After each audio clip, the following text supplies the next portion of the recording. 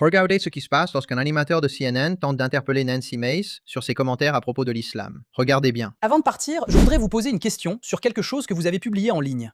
Il y a quelques jours, vous avez écrit, je cite, « Chaque musulman occupant une fonction publique en Amérique est un cheval de Troie et une menace pour la sécurité nationale ainsi que pour notre République. » Et puis aujourd'hui, vous avez essentiellement ajouté « Si ne pas vouloir être explosé, poignardé ou percuté par une voiture par un islamiste radical aux États-Unis d'Amérique fait de nous des islamophobes, alors soit. » Êtes-vous en train de dire que toute personne musulmane est une menace pour ce pays?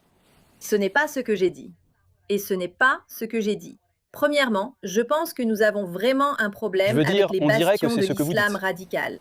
Non, je parlais des responsables élus. Quand on regarde n'importe quel responsable musulman élu, désolé de vous interrompre, mais juste pour être clair, n'importe quel responsable musulman élu. Mamdani a fait campagne avec un complice non inculpé des attentats du World Trade Center en 1993. Vous avez Abdul al-Sayad qui faisait campagne avec Hassan Piker, qui a dit que l'Amérique méritait le 11 septembre. Oui, nous devrions être très préoccupés par les personnes qui respirent des idées radicales, mais qui croient en cette idéologie de l'islam radical où les femmes sont couvertes de la tête aux pieds. C'est très oppressif, là où nous avons vu des réseaux d'exploitation sexuelle. Mais Madame la députée, rien n'indique que Mamdani ait apporté l'une de ces idées à la gouvernance de la ville de New York, ou que le simple fait d'être musulman permette d'introduire ces idées. Si tu fricotes avec un imam ici en Amérique qui est un co-conspirateur non inculpé des attentats de 1993 contre le World Trade Center, oui, nous avons vraiment un problème avec ce genre d'idéologie. Mais Madame la députée,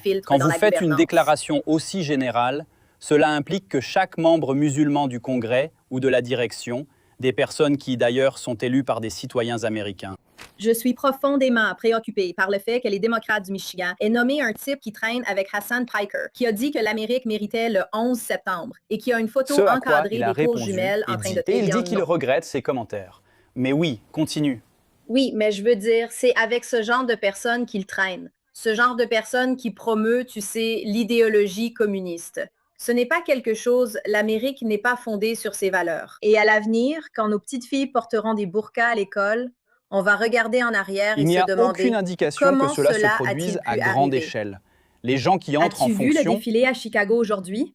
As-tu vu Dearborn? À Dearborn, dans le Michigan, l'un des endroits au nord du Michigan, il allait organiser un défilé. C'est l'homme qui se plaint de l'appel à la prière 5 fois par jour. Ils essaient de repousser ces gens et nos valeurs. Et c'est mal. Et je pense que c'est une conversation que nous devons avoir. Quelles sont nos valeurs et à quoi ressemblent-elles? Je n'ai pas envie d'entendre l'appel à la prière 5 fois par jour dans une ville américaine. Eh bien, si tu ne veux pas l'entendre, ce n'est pas grave. Ce ne sont pas nos valeurs. Le premier amendement protège la liberté de religion. Si tu ne veux pas l'entendre, très bien. Tu sais, j'ai grandi dans une famille chrétienne. J'ai grandi dans le Sud. L'islam n'est pas ma religion. Mais j'ai des amis musulmans qui, si c'est ainsi qu'ils pratiquent leur culte, même si je ne veux pas l'entendre, c'est leur droit de l'entendre. Dans l'intimité de leur propre mosquée ou de leur propre maison, pas dans les rues d'Amérique. Je pense qu'on parle d'une ambiance très différente. Si c'est une expression. Ici. Il ne devrait pas y avoir ce genre de choses. Et si vous regardez les défilés qui ont lieu, je vois les femmes qui sont couvertes de la tête aux pieds avec juste de petites fentes pour les yeux. En tant que Mais femme, ce n'est pas ça quelque me fait peur chose qui que vous est cela arrive imposé, chez vous. Madame la députée. Mais ce n'est Qu'est-ce que pas c'est? imposé sur vous à faire, Madame la députée. Ça n'arrive pas. C'est vraiment imposé Au aux niveau femmes et légal aux jeunes du filles Congrès. mineures. Une fille mineure n'a pas son mot à dire sur le fait de porter ou non le hijab. Je veux dire, c'est une bien, idéologie c'est à la que je famille trouve de très décider dangereuse. comment elle C'est s'initier élève dans la ses enfants. culture américaine.